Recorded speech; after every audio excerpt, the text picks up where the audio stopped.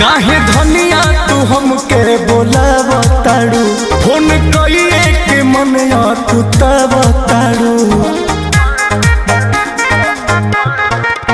ए काहे धनिया तू हमके बोलावताड़ू फोन कइए के मनया तू तवताड़ू करेलू कॉल खाली कहेलू कुछ ना खुल के बतावेलू ना साफा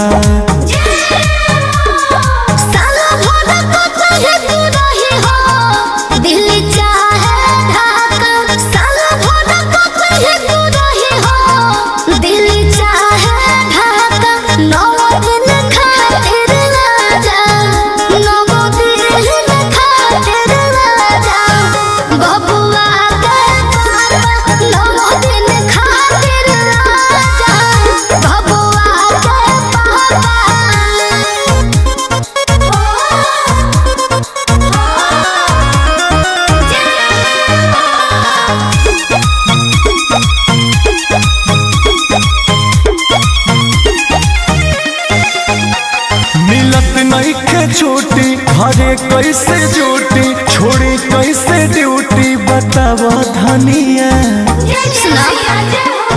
सब कर मरद तो कमाएला हो बाकी घरे दशहरा में जाएला हो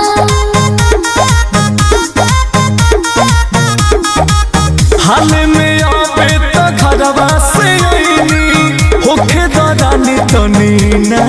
था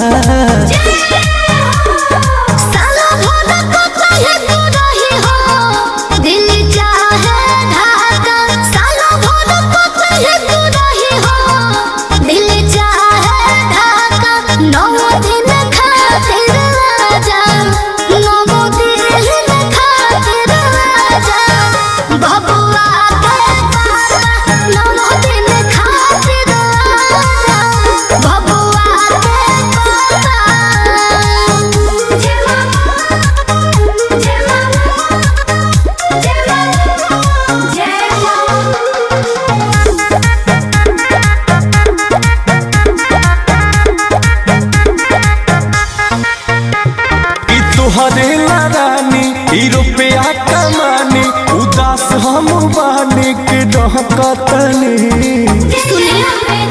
हमरा संगे गीतिया मारे जे जगावे के पड़ी अब के नौरा तर में अंकुश राजा आवे के पड़ी